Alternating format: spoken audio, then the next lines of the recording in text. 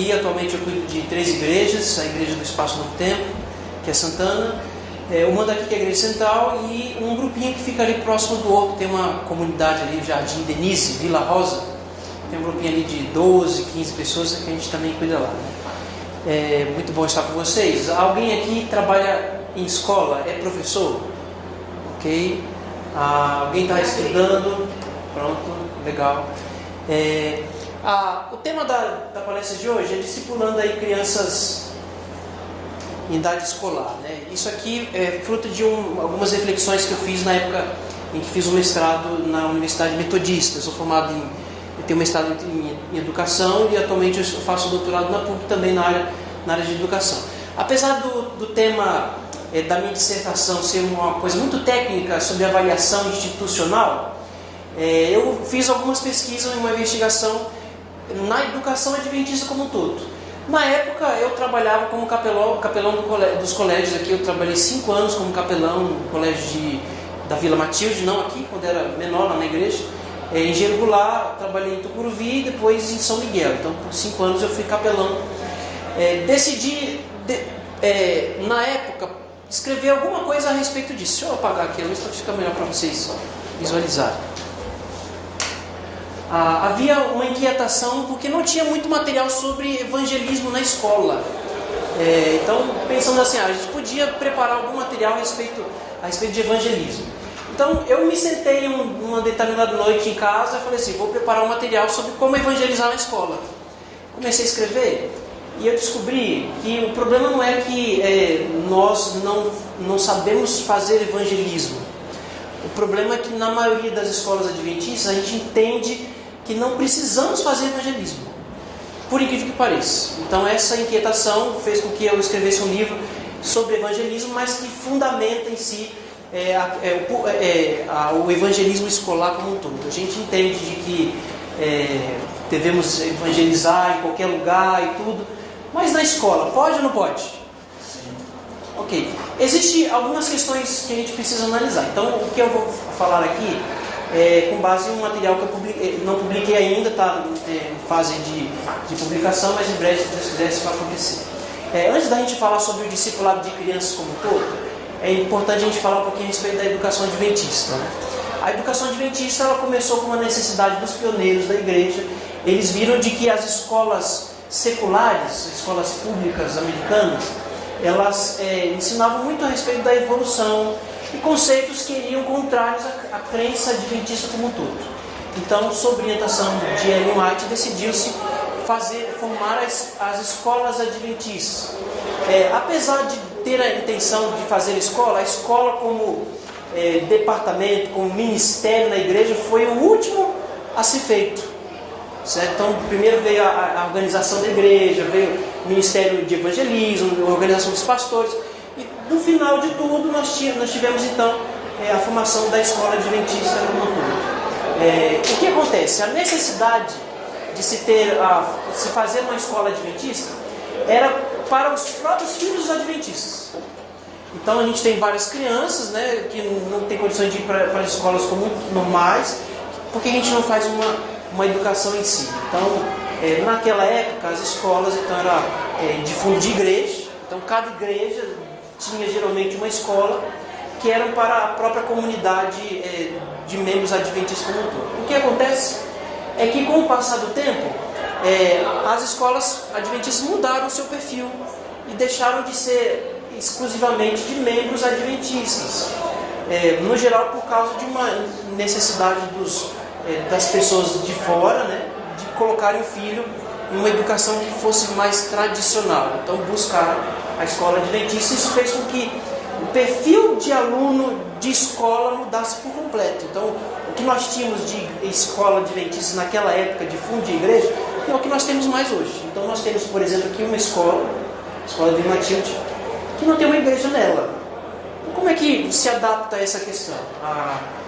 Uma das primeiras coisas que nós temos é a mudança de perfil. Então, como eu já disse no início, nós tínhamos alunos exclusivamente adventistas. E hoje? Então, Knight, que é um historiador adventista, ele dizia o seguinte, que em 1945, a proporção de estudantes em escola adventista para o número de membros era de 25 alunos para cada 100 membros adventistas. Então, cada 100 membros a gente tinha 25 alunos. Essa proporção esteve constante até 1965. Depois ela começou a cair tendo de 15 alunos adventistas para cada 100 membros, em 1985. Depois de 9 para cada 100 membros no ano 2000.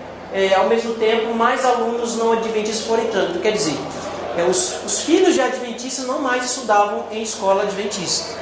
Ao mesmo tempo, a quantidade de pais, né, que não eram adventistas e queriam que os filhos estudassem escola adventista foi aumentando. O que aconteceu mudou por completo o perfil de aluno. Né? O relatório anual de abertura das escolas do estado de São Paulo apresentou o seguinte há 2 anos atrás. Nós tínhamos 76% dos alunos do ensino fundamental não são adventistas. Certo? Então, de cada 10, quase 8 alunos não são adventistas. Então, fica a pergunta: precisamos fazer evangelismo na escola ou não? Antigamente não tinha, porque todos eram adventistas. Mas e agora, com 76%?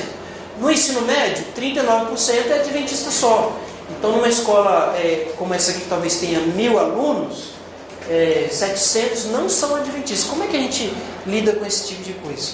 Então, por mais que vocês tenham dito aí de que seja realmente necessário fazer evangelismo na escola, na prática isso não funciona muito bem, porque entende-se de que não tem tanta necessidade por ser uma escola adventista. Na graduação a quantidade é menor.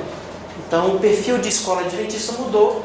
Depois nós tivemos também o perfil do docente, o professor, que antes era um membro da igreja.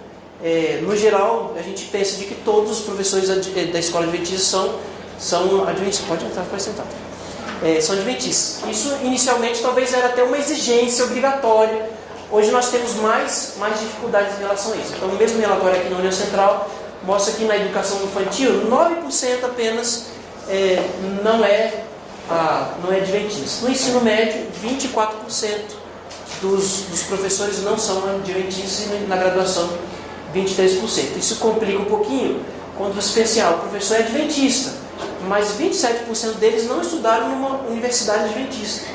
Então você pode ter professores que são adventistas, mas que têm um conceito de educação muito distinto do que a nossa filosofia ensina. Né? A questão da filosofia adventista é um ponto muito importante. Por que nós temos escolas? Certo? Então é só para educar, para a pessoa poder ter uma profissão? Claro que essa discussão na área de educação é muito ampla, né? É a finalidade da escola. Mas para nós adventistas o propósito é simples, né? É educar os nossos filhos, os alunos, as crianças no caminho do Senhor. Não temos um outro propósito. A gente também tem a intenção de capacitá-los para o mercado de trabalho, também deve ser preparados para a vida, mas o principal é prepará-los para o céu. Mas com o passar do tempo, como educação adventista, a gente foi perdendo o foco. Então, além de termos uma mudança dos alunos, dos professores, a gente tem uma questão que é do distanciamento da igreja local, que é como eu usei o exemplo aqui da escola. Antigamente, cada igreja tinha uma escola no fundo do quintal. Os professores eram membros, às vezes os anciãos eram professores na escola. Então você tinha toda uma relação muito íntima entre escola e igreja. Hoje não é mais assim. Então igrejas e escolas que vivem junto no mesmo ambiente geralmente tem algum conflito. Alguém é membro de alguma igreja que é assim? Qual igreja você é? Na verdade, eu sou de Manaus, eu sou vice-diretor da escola que tem a igreja lá. Okay. A gente trabalha muito assim, pisando em ovos para manter essa relação. Não é tão... Quando você tinha a igreja, primeiro foi a igreja, depois apareceu a escola, a quantidade de alunos geralmente aumentou mais do que a quantidade de membros. Então a escola engoliu a igreja. Então eles querem umas salinhas do hall das crianças. Hoje precisa ter mais espaço, precisa ter quadro, pátio e outras salas maiores. Então é natural de que, por conta disso, as escolas preferiram, não sei se é padrão ou se é uma regra, de não ter mais no fundo da igreja, se tem um ambiente à parte. Isso vai gerar um problema muito sério. Porque a gente tem o pastor Giovanni aqui, por exemplo, que é capelão aqui do Engenheiro Goulart. Ele tem um aluno lá, não é o caso dele, né? Ele tem uma igreja ali. Mas vamos supor o pastor dessa igreja, que tem alunos que não são adventistas. Ele vai, faz uma visita, ele dá estudo bíblico, e o garoto decide batizar, ele vai para onde? Ele vai frequentar a igreja do bairro dele, mas qual é o contato que ele tem com a igreja dele lá? Certo? Vou para a igreja que o pastor frequenta. Então, quer dizer, você tem um conflito que acabou atrapalhando também nessa questão. Esse distanciamento aconteceu também por causa das exigências legais. O que antes a gente podia simplesmente abrir a Bíblia e ensinar na escola, a gente não pode mais só fazer isso. A gente tem que ensinar matemática, física, por causa da base comum nacional que nós temos, além das exigências legais, a quantidade de alunos por sala. Então, naturalmente, na década de 90, 96, quando saiu a LDB, as escolas tiveram que ampliar e muitas delas simplesmente desapareciam. O que acontece também, outro problema, é o descomprometimento religioso. Os funcionários e professores da escola, que antes talvez tinham uma vida mais consagrada de relacionamento com Deus, hoje é mais difícil. Não é só na igreja que isso acontece, que membros não se importam mais, a escola também acontece. Então, o que teve necessidade de uma mudança de atitude em relação a como a escola vê o seu campo missionário. Quais são os desafios que você encontra em relação ao evangelismo escolar? O primeiro deles é o que é chamado de proselitismo. Alguns se seguram a essa expressão, proselitismo. O que é proselitismo? Você falar da sua fé em um ambiente que não é permitido. Então, você pode falar sobre religião na sala de aula. O Fernando Henrique Cardoso, quando foi presidente, ele instituiu uma lei dizendo de que as escolas elas são espaços laicos, que não é permitido você explorar aquilo como religião. Por mais que a gente, por ser cristão, a gente vê isso com maus olhos, não é. Porque, assim, a gente... Será que é errado falar de Bíblia na escola? Depende da religião que vai ser ensinada. Então, se nós fôssemos adventistas e a gente fosse falar de religião na escola, tudo bem. Mas se for uma outra religião que nós entendemos que é errado, então é um problema.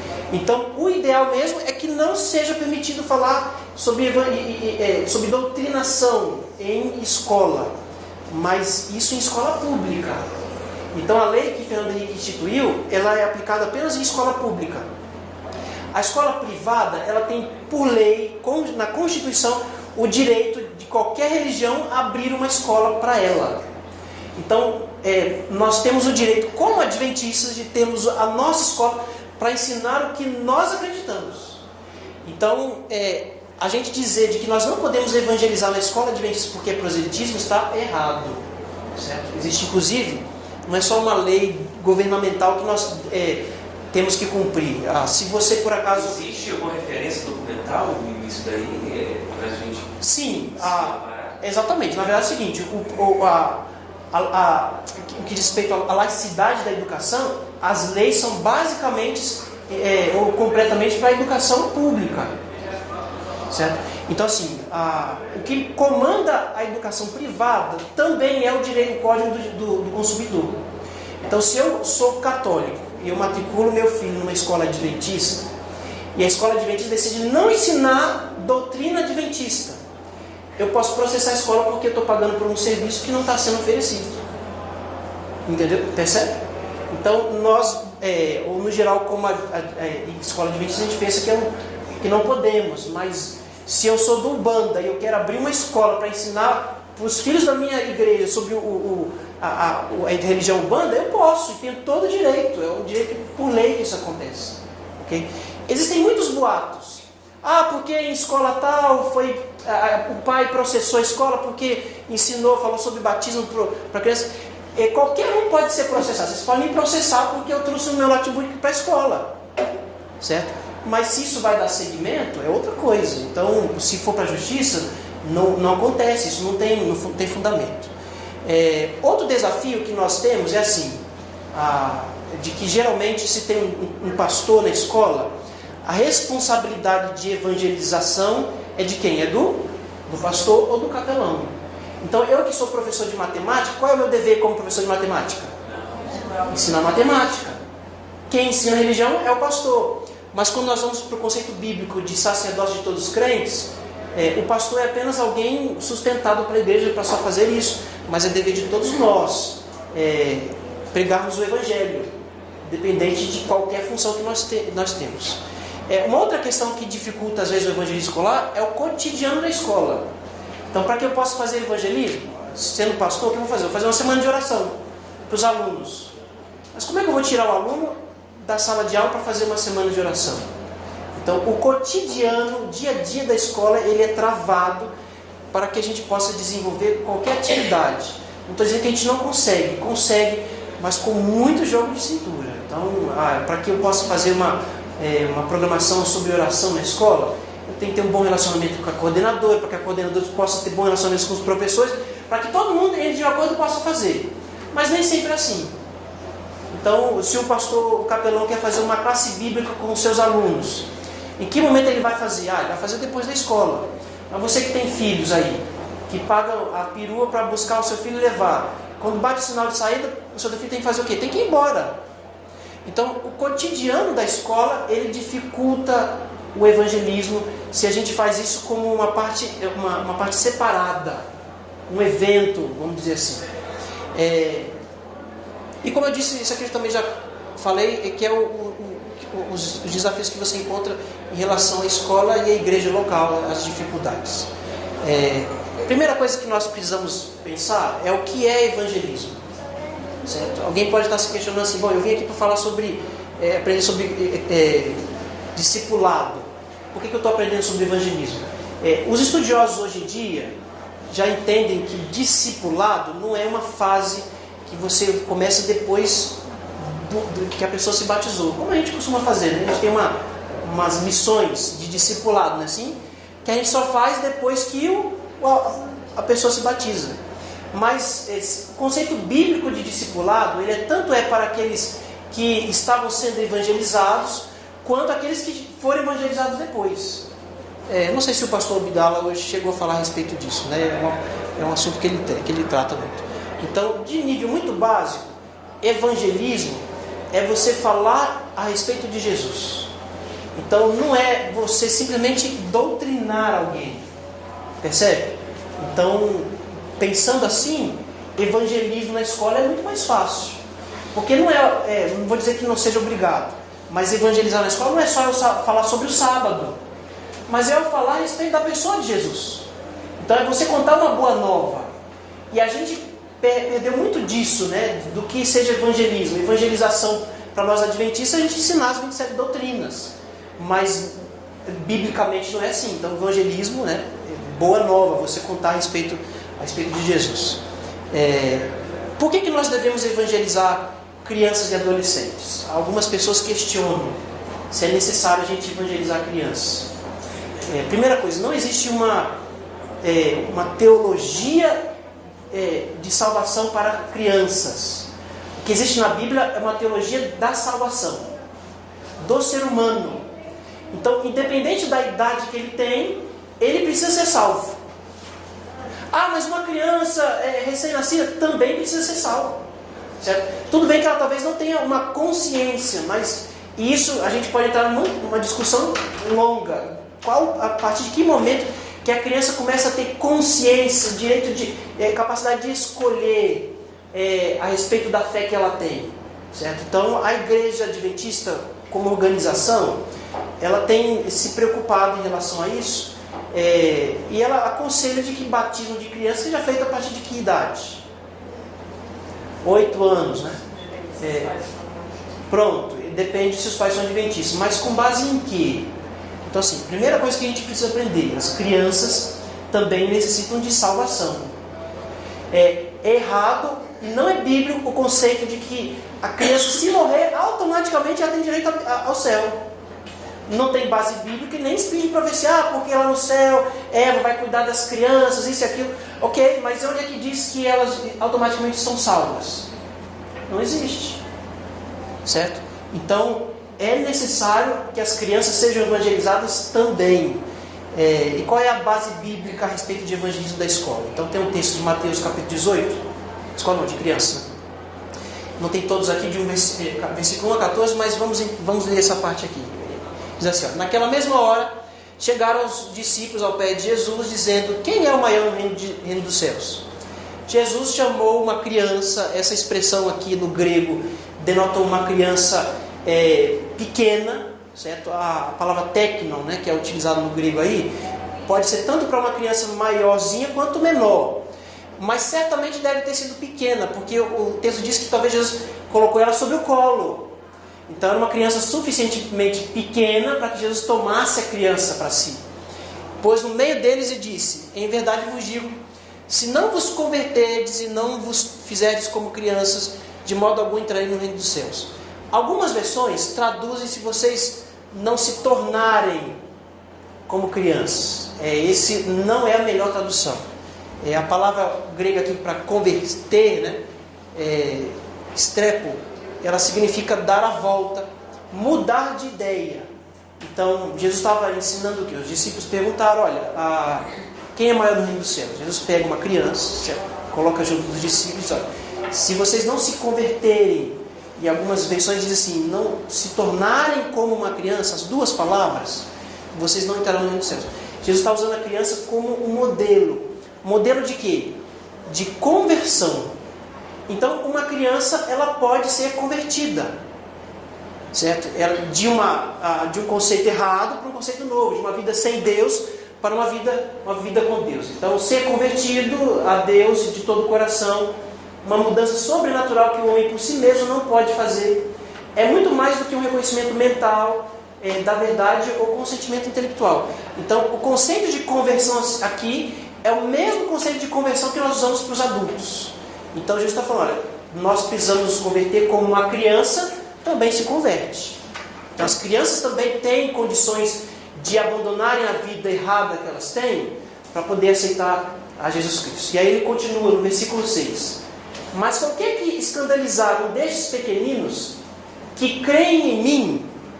Melhor lhe fora se ele lhe pendurasse ao pescoço um nó de fazenda e se submergisse na profundeza do mar. Então Jesus pega uma criança e fala, olha, ai daquele, né, que fizer um desses meus pequeninos tropeçar. Mas ele utiliza aqui, né, fizer qualquer um desses pequeninos que creem em mim. Essa expressão crer é a mesma expressão utilizada por João 3,16, que diz, todo aquele que crê em mim, né, terá a vida eterna. A mesma expressão que é utilizada em Marcos, quem crê e for batizado será salvo. Então a Bíblia também ensina que as crianças fazem o que? Elas creem, não é só acreditar, mas elas têm o que? Têm fé, certo? É o que a Bíblia está nos ensinando. Então em Atos capítulo 16, versículo 31, a mesma palavra é usada, né, em relação ao carcereiro lá. O que eu preciso fazer para me salvar? Crê no Senhor Jesus e será salvo tu e a tua casa. Foi uma ordem que Paulo deu para alguém que necessitava de salvação. O que você precisa fazer? Você precisa crer. É a mesma coisa que uma criança tem condições de fazer. Então, essa seria um resumo, né, da base bíblica para evangelismo de crianças e adolescentes. O que Ellen White fala a respeito de evangelismo? Primeira coisa, não sei se vocês sabem, mas com quantos anos Ellen White se converteu? Com 9 anos de idade. Vocês conhecem a história de que ela levou uma pedrada, certo? Levou uma pedrada de colegas na rua, da escola, e ela foi para casa, ela ficou tão mal que ela pensou que ia morrer. E ela pediu aos 9 anos que um pastor viesse lhe visitar. E ali ela entregou a vida a Jesus, com 9 anos de idade. Isso está escrito no livro Vida e Ensinos, né, de Ellen White. Mas no livro A Ciência do Bom Viver, página 42 e 44, ela diz assim, olha, quando Jesus disse aos seus discípulos que não impedissem as crianças de ir a Ele, estava falando aos seus seguidores de todos os séculos, inclusive para nós, os oficiais da igreja, os pastores, auxiliares e a todos os cristãos. Jesus está atraindo as crianças e nos manda, deixai-as vir a mim. É como se quisesse dizer, elas virão caso não as impeçais. Não deixeis que vosso caráter não cristão represente mal a Jesus. Não conserveis os pequeninos afastados dele pela vossa frieza e aspereza. Nunca lhes deis motivo para pensar que o céu não seria um lugar aprazível para eles se lá não estivesse. Não faleis de religião como de uma coisa que as crianças não possam compreender. nem procedais como se não se esperasse delas que aceitassem a Cristo em sua infância. Meu filho precisa amadurecer mais para poder aceitar a Jesus, né? É o que ela está dizendo, assim, não é assim que a gente tem que ensinar.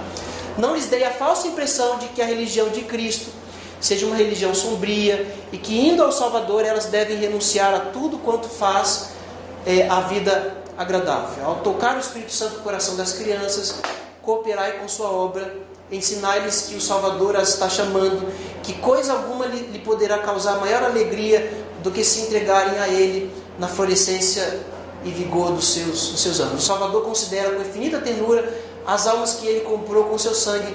São as reivindicações de seu amor. Ele as olha com inexprimível anelo. Seu coração se dilata, não somente para as mais bem-educadas e mais atrativas crianças, mas para as que, por herança ou negligência, têm objetáveis traços de caráter.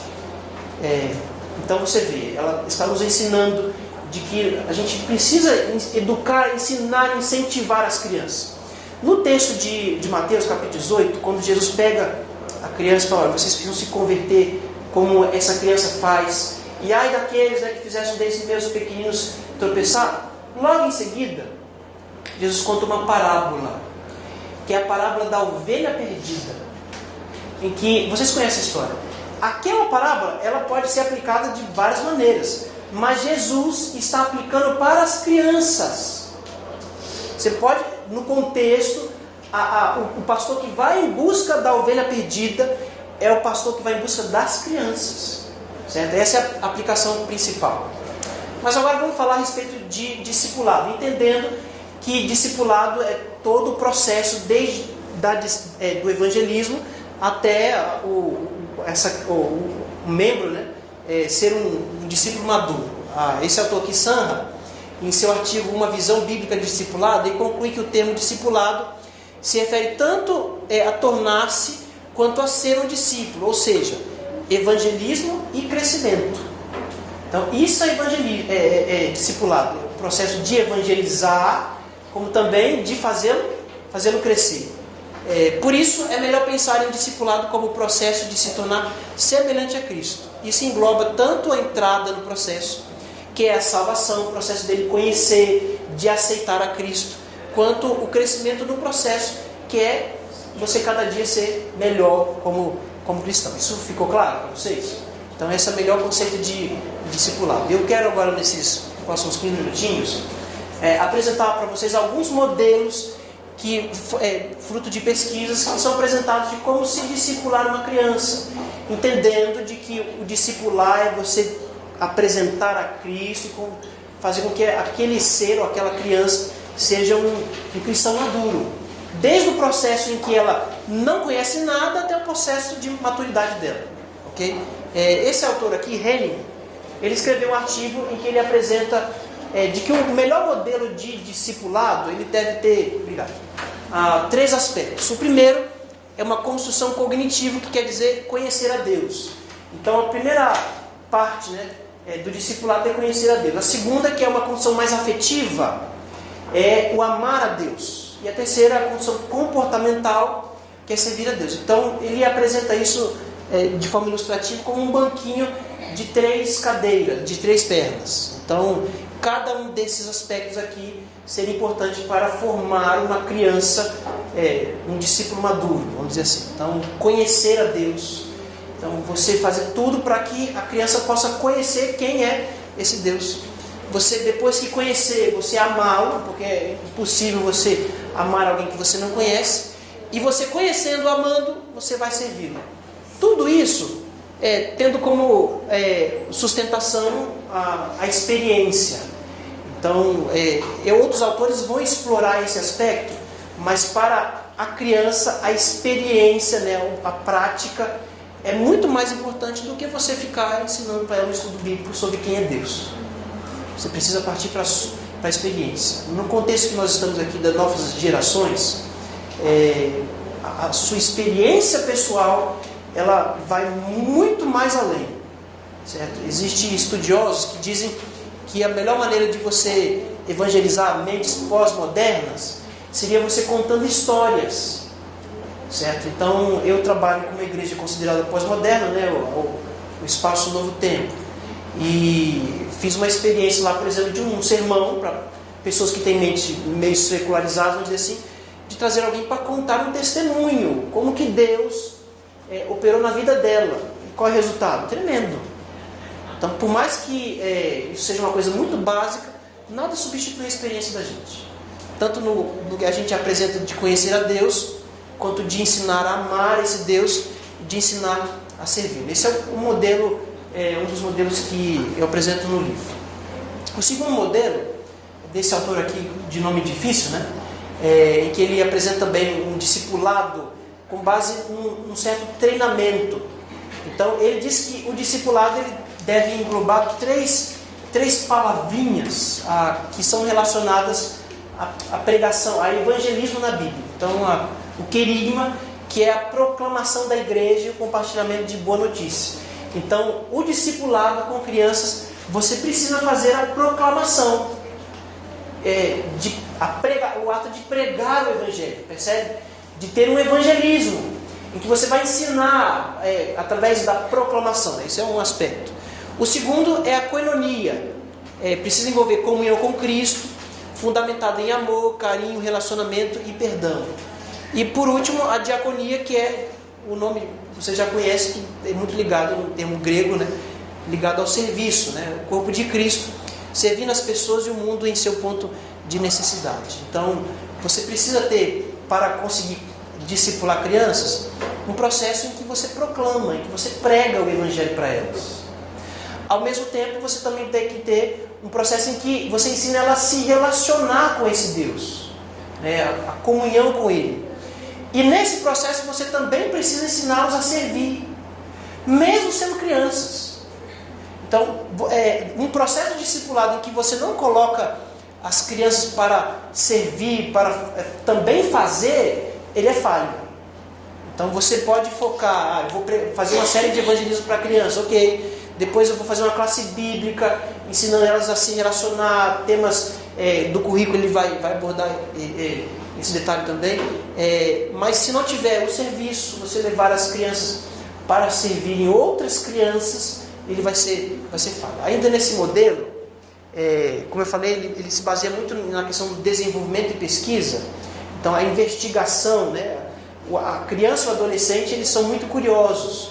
Então ele explora essa curiosidade como um processo de descoberta. Então, e ele apresenta 4 voltas. Primeiro, a criança precisa voltar-se para Cristo, a conversão. Ela se converte para Cristo. Depois, ela se converte para a mensagem de ética cristã, que seria o comportamento, né? Como que eu, sendo cristão, que aceitei a Cristo, né, devo me comportar. Terceiro, a gente voltasse para a congregação cristã. Esse foi talvez não o único, mas é o único que ele coloca no processo, o papel da comunidade, da igreja dentro do processo de discipulado, certo? Da convivência em comunidade de fé.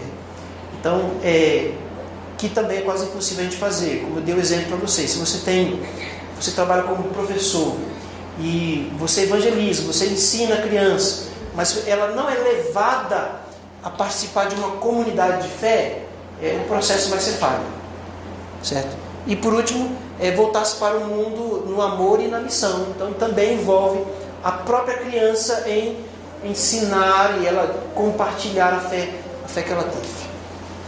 Esse outro autor aqui, que tem o nome mais complicado, ele utiliza o currículo como se fosse disciplinas, qual é o conteúdo que precisa ter para o discipulado, né? São as ações ou compromissos que uma criança precisa assumir durante o processo para que ela possa se tornar um discípulo. Primeiro, é adorar a Deus. Então ela precisa aprender o que é a verdadeira adoração. Ela precisa saber a orar. A criança precisa aprender a orar, a estudar a Bíblia, a doar, a servir e a testemunhar. Então esses seriam os passos para que a criança pudesse se tornar um discípulo maduro. E por último, eu quero apresentar aqui um modelo que eu coloquei como base nesse meu livro. Não tem um nome, né, mas seria também um outro modelo interessante de discipulado. Então, como é que no processo de tornar o discípulo, o que eu deveria ter? A gente precisa fazer com que a criança se conecte com Deus e com os outros, precisa compreender a Deus através da sua palavra, precisa aprender a ministrar a outras crianças e a discipular outros. Então, qual a diferença entre ministrar e discipular? Ministração seria a pregação do Evangelho, o serviço, certo? E o discípulo é ela fazer o mesmo processo com outras crianças. Nunca duvide do que uma criança pode fazer, certo? Esse processo é muito difícil. A gente, como adulto, a gente tem que tentar simplificar para que ela possa entender. Então, com base em que a gente elaborou esse modelo? A primeira coisa, o conectar-se com Deus e com os outros. A base bíblica é a ordem que Deus nos dá de que a gente deve amar a Deus de todo o coração e amar o nosso próximo. Então, o discípulo ele precisa aprender a desenvolver amor e a se conectar. E existe uma base sociológica em relação a isso. Na prática, o que as pesquisas ensinam? De que a religiosidade ela se torna um fator protetivo. No meu doutorado, eu estou investigando a respeito do desenvolvimento de espiritualidade em jovens. Quando você vai fazer um levantamento de pesquisas a respeito de religiosidade e juventude, geralmente chega à seguinte conclusão, de que um jovem que tem uma religiosidade, ele tem uma saúde mental saudável. Certo? Se não é completamente saudável, ele é mais saudável do que o outro que não tem religião. Certo? Isso é fato, então a religião nos ajuda. E nesse quesito de saúde mental, também está incluído o relacionamento com as outras pessoas. Então, se você está bem mentalmente, né, saudavelmente, completo, naturalmente você consegue se relacionar. Você não tem nenhuma síndrome do pânico ou algum medo de ter contato com outras pessoas. Então, além de ter uma base bíblica, na prática ela realmente funciona. O segundo passo seria compreender a Deus através da sua palavra. Então, João 8, versículo 31 diz: se vós permaneceres na minha palavra, vocês serão verdadeiros discípulos. Então, o discípulo também precisa aprender a compreender a Deus através da palavra. Não existe ainda pesquisas que comprovam que a pessoa lendo a Bíblia ela se torna uma pessoa melhor. Pelo menos cientificamente falando, não existe. Mas esse autor aqui, Willard, ele escreveu um livro em que ele afirma o seguinte: como pastor, professor e conselheiro, ele viu repetidamente a transformação da vida interior e exterior, que ele atribui à memorização e meditação sobre a Escritura. Então, mesmo que nós não tenhamos pesquisas científicas, mas isso aqui a gente testemunha todos os dias na igreja. Então, a pessoa que começa a ler a Bíblia, ela muda comportamento, ela muda de atitude, ela muda de vida. Então, por mais que a gente não tenha uma comprovação científica, a gente tem o testemunho vivo. Então, o terceiro processo é a ministração de outros. Então, existem muitos textos da Bíblia que falam que é dever do cristão a ministrar, né, proclamar a verdade, a palavra de Deus em outras pessoas. Então, os discípulos, o discipulado envolve-se na missão de revelação de Deus, da reconciliação e da restauração. Então, tanto você apresentar quem é Deus, quanto reconciliar o ser humano com Deus, quanto restaurá-lo, né? E a base sociológica. Tem 3 autores que dizem o seguinte: os estudantes que acreditam que a religião é importante em suas vidas têm quase 3 vezes mais chances de participar do serviço do que aqueles que não acreditam que a religião é importante. É uma pesquisa não do meio adventista, vamos dizer assim, né?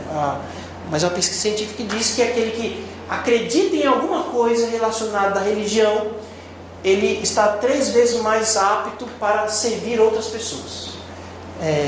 E por último, discipular outros. Então, talvez o texto mais importante em relação a isso é Efésios 4, 15 a 16, em que Paulo diz assim: em vez disso, seguiremos com amor a verdade em todo o tempo, falando, tratando, vivendo, e assim nos tornaremos cada vez mais e de todas as maneiras semelhantes a Cristo, que é o cabeça do seu corpo, a igreja. Sob sua direção, o corpo inteiro se ajusta perfeitamente, e cada um dos membros, em sua maneira particular, auxilia os outros membros de tal modo que todo corpo saudável está em crescimento e cheio de amor. Então, um cristão saudável, o que ele vai fazer?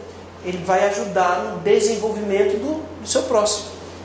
Então, a criança também, nesse processo, precisa aprender a discipular, a fazer a mesma coisa que ela fez com seus coleguinhas. A base sociológica, existe um título, um texto, um livro, em que o autor observa o seguinte: a maioria dos comportamentos humanos são aprendidos observatoriamente, através de um modelo. Então, tudo que a gente aprendeu porque a gente viu alguém fazendo. Então, meu filho tem 2 meses e alguns dias, né? Ele ainda não fala, mas ele conversa comigo. Como é que ele sabe que tem que conversar? Porque ele vê.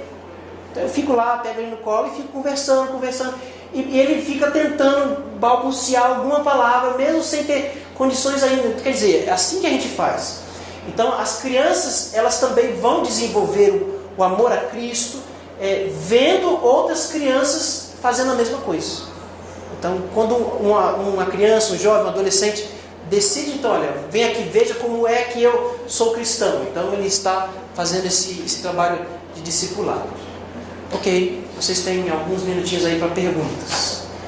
Alguma dúvida, alguma sugestão? Você tem tido alguma experiência isso no seu trabalho, na igreja?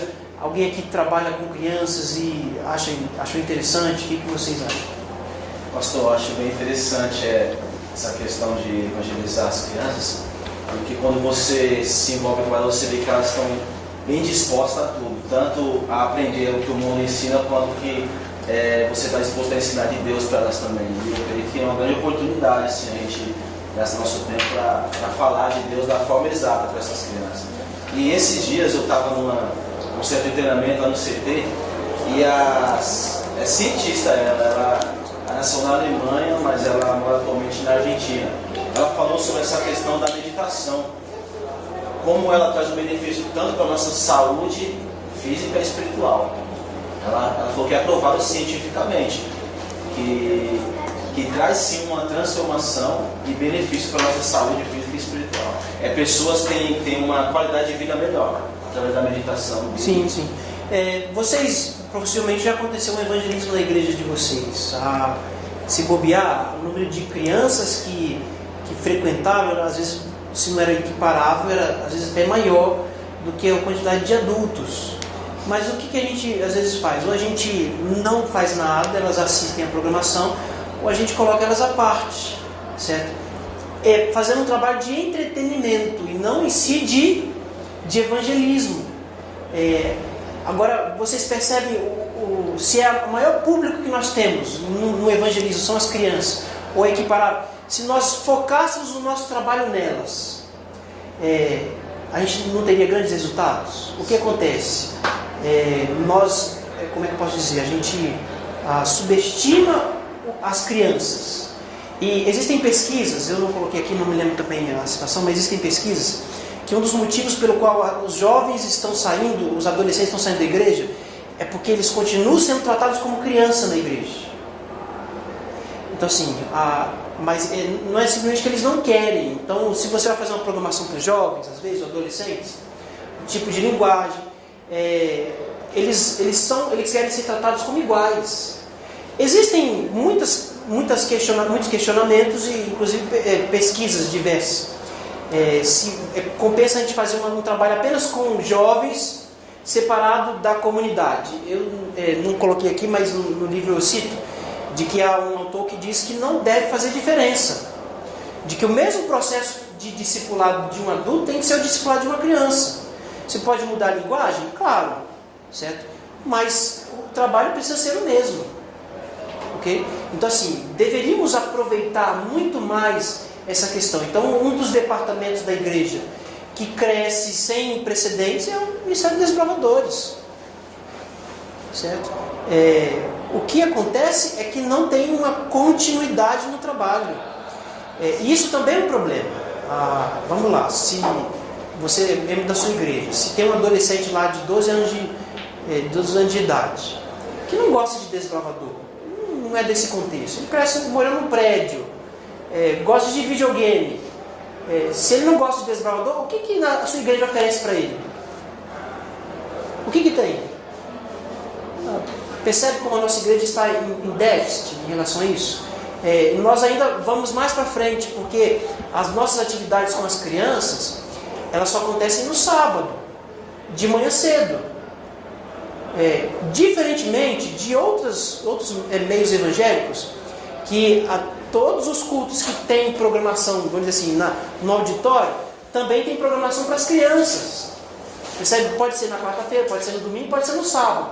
Mas a criança não tem nada para ela na quarta-feira. No domingo, então, ela não vai para a igreja na quarta-feira, ela não vai na igreja no domingo, e aí depois, quando ela tiver 18 anos, a gente quer que eles vão.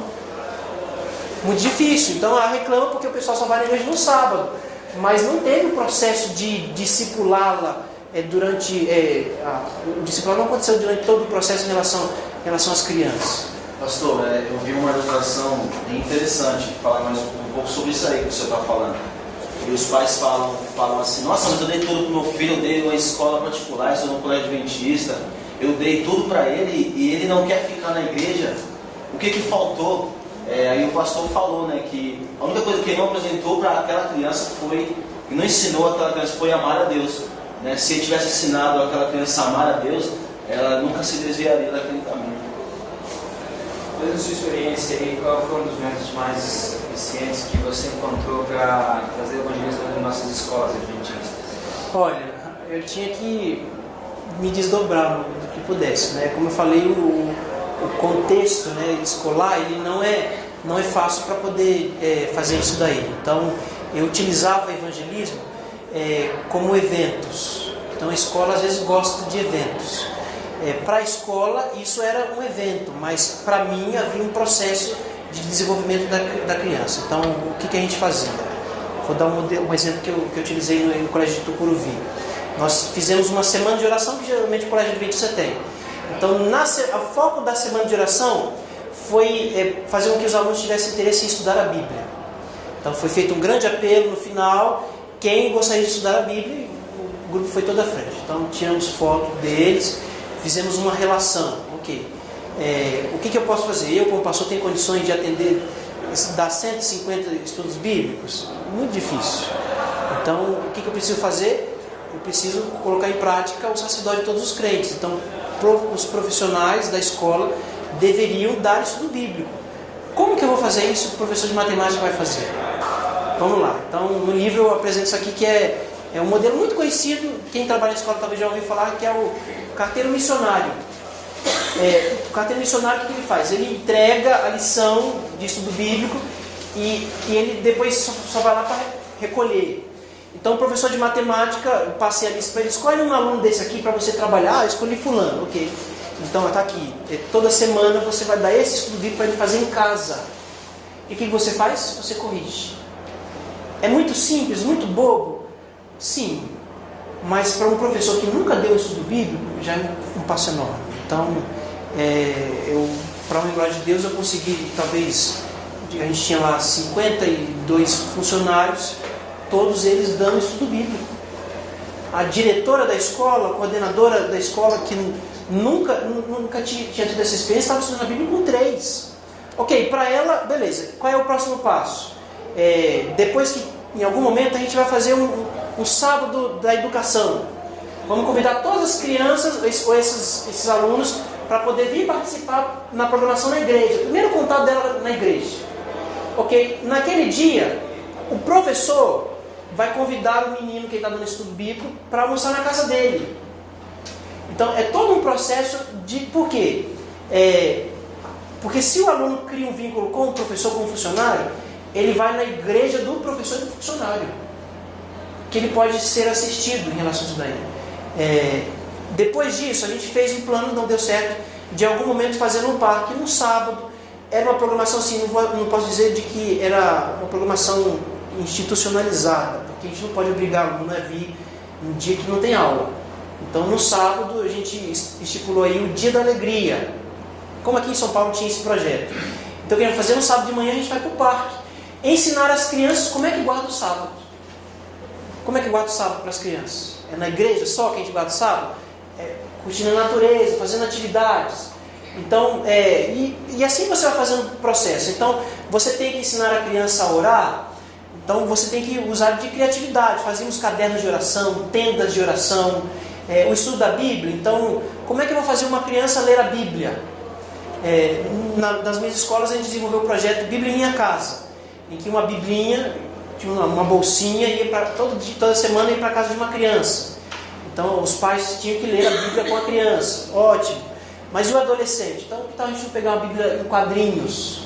Certo? Então, a gente tinha uma Bíblia em mangá. Então, o adolescente, o aluno do ensino médio, do fundamento do 9º ano, ele não levava uma Bíblia infantil, ele levava uma Bíblia em história de quadrinho. Uma criança que nunca leu a Bíblia em história em quadrinho. Certo? Então, são atitudes que a gente às vezes tem que fazer, mas no geral, a minha opinião, todos os autores aqui, como eu citei em algum momento, eles falam a respeito de discipulado, mas a igreja ou a escola como discipulador. Então a escola precisa decidir fazer evangelismo. Não você que é capelão ou o diretor somente que trabalha lá, tentar costurar o sistema para poder fazer isso. Entendeu? Na minha opinião, tem que vir de cima para baixo. Em relação aos pais, né? Como fazer também para alcançar os pais, os alunos que não são adventistas? E também em relação a batismo, você falou aí sobre essa questão de o menino batiza na escola, ele conhece o pessoal da escola, até já deu uma dica de como responder isso, né? A questão dos funcionários como discipuladores. Mas assim, ele vai, às vezes a gente batiza aluno na escola, mas eles não têm, como é que o cara vai no sábado lá na igreja ele não conhece, né? Então, às vezes fica complicado, às vezes ele tem um contato durante a semana, mas ele acaba não tendo esse hábito. Ele se batizou na escola, porque ele conhece a escola, os pastores da escola, os professores, mas aí como é que fica nessa questão de discipulado? E o batismo não é o fim, é o início desse processo, né? Então... Ok, então a primeira coisa é a respeito das famílias. É muito difícil, ou isso inclusive é bom, você fazer qualquer coisa com a criança sem que os pais estejam envolvidos. Então, vamos lá, você tem uma lição de casa de matemática para fazer. A criança, o menorzinho, ele pode até fazer sozinho, mas geralmente não faz, né? Vocês que são pais aqui, vocês fazem lição de casa com os filhos. Então, se você... O estudo bíblico que é para a criança fazer em casa, será que ele fazia sozinho? Possivelmente o pai poderia fazer, certo? Então, assim, as escolas aqui da Paulista Leste, elas têm aproveitado a Semana Santa. Então faz uma cantata. O pai vai para poder ver o filho cantando, mas depois da música, evangelismo. É uma maneira de você tentar alcançar os pais. Então, você alcançando o filho, é muito difícil não alcançar os pais. Certo? Essa é uma questão. Em relação ao batismo, né, claro, porque ao mesmo tempo que é o princípio, não adianta nada, seguindo a ordem de Cristo, a gente ficar só ensinando e depois dar um diploma de conclusão do ensino médio e vai embora. A gente precisa ter a intenção de concretizar esse trabalho, e o batismo faz parte disso, certo? Então, você precisa envolver a comunidade escolar, não tem condições. Porque se você é capelão, pronto, você dá um estudo bíblico ali, o menino decide batizar, se batiza no sábado da educação, mas e aí? É claro, você é diferente, mas e se fosse um funcionário? O funcionário frequenta aquela igreja, ele vai dar uma assistência. Isso não é só em relação às crianças, certo? Nós adventistas somos muito bons na pré-venda, né? Batizou, até batizar, acompanha, dá estudo bíblico, convida para a programação disso, daquilo. Batizou, o que a gente faz? Se vira. O processo não está correto, sendo para adulto ou para criança. Precisa haver um acompanhamento, certo? Então, qualquer um aí que fez um trabalho pessoal com alguém, um amigo, não vai... olha, tem um amigo de trabalho, estou convidando para a igreja, vou ensinar a Bíblia. Depois que ele batizar, é seu amigo. Você vai continuar acompanhando. Assim? Então, precisa haver um relacionamento com os funcionários e a igreja. Não dá só para, como escola, fazer evangelismo, apesar de ser o nosso dever. Certo? Como educação adventista, nós estamos aqui unicamente para pregar o Evangelho.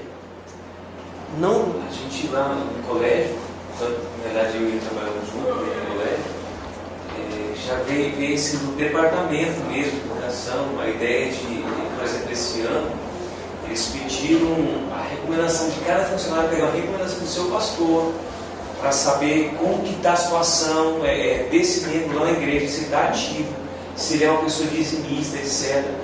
E a gente, por incrível que pareça, surpreendemos, de certa forma, que tinha muitos funcionários do colégio que estavam irregulares. E aí que já começa o problema. O funcionário ele vai para o colégio, ele vê o colégio apenas como um ramo empregatício, ele não vê como uma agência salvadora de aulas. Então, assim, a primeira questão, eu digo isso para mim, né, como parte da equipe gestora da escola, a gente trabalhar com esses funcionários para eles terem missão no coração. Porque, de fato, o capelão sozinho não consegue fazer, ele é um só, lá a gente tem mais de 1.200 alunos, ele é um só, como que vai atender todo mundo? Agora, nós somos 100 funcionários. 100 funcionários dividido para 1.000 e pouco dá 10 alunos, é muito ainda. Mas não dá para salvar todos. Mas se cada um se envolvesse, como você falou, 1 ou 2 ou 3, a gente alcançava isso com 60% dos alunos. O aluno batizava, ele ia ser cuidado depois.